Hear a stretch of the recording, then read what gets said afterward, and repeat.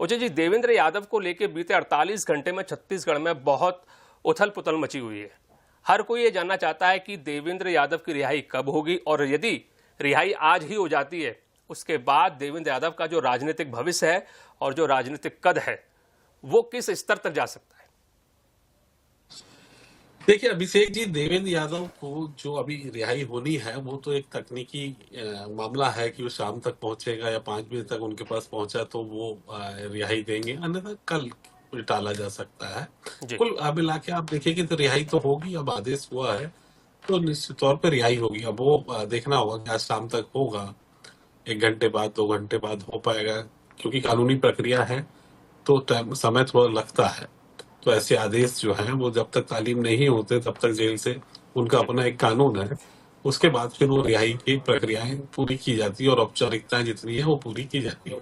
जी। बहरहाल उनका छूटना और उनके राजनीतिक फायदा और नुकसान पे अभिषेक हम जो चर्चा कर रहे हैं, और देवेंद्र यादव का जो पिछला हम लोग देखे तो एक उभरते हुए नेता है, युवा है, और भूपेश बघेल मैं कहूंगा कि राजनीतिक इनके पिता आप इनको कह सकते हैं। जैसे जी। भूपेश के राजनीतिक पिता चंद्राकर जी थे, वासुदेव चंद्राकर जी थे राजनीतिक गुरु, जी। और उनके पिता जो वासुदेव चंद्राकर जी थे स्वर्गीय, सेम वैसे ही देवेंद्र यादव के राजनीतिक पिता और अभिभावक आप भूपेश बघेल को कह सकते हैं। जी।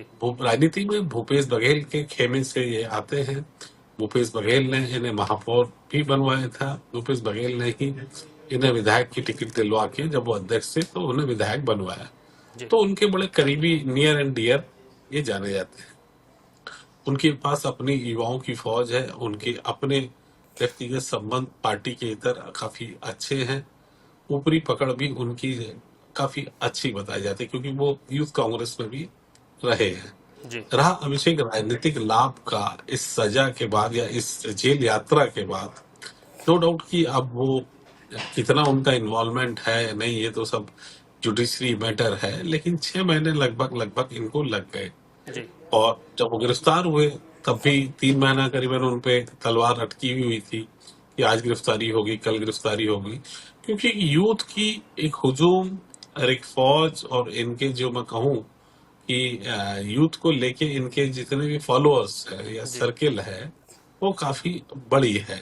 बाकियों की तादाद में इनके पास एक फौज और हुजूम काफी अच्छी है। अब वो यूथ कांग्रेस की है, कांग्रेस कार्यकर्ताओं की है, व्यक्तिगत संबंधों की है। तो कई क्योंकि करीबी रहे हैं तो जाहिर सी बात है कि सत्ता परिवर्तन जो हुआ है, तो सत्ता परिवर्तन के बाद भूपेश बघेल के नियर एंड डियर होने का खामियाजा तो भुगतना पड़ेगा। अच्छा। इन्हें वैसे ही टारगेट किया जाएगा जैसे कि रायपुर में आजाद ढेबर को टारगेट किया गया।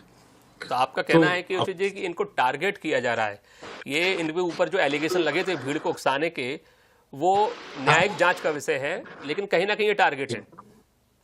हाँ, वो तो लाजिम लाजिम है वो, क्योंकि भूपेश बघेल प्रायोरिटी पे टारगेट में है। जी।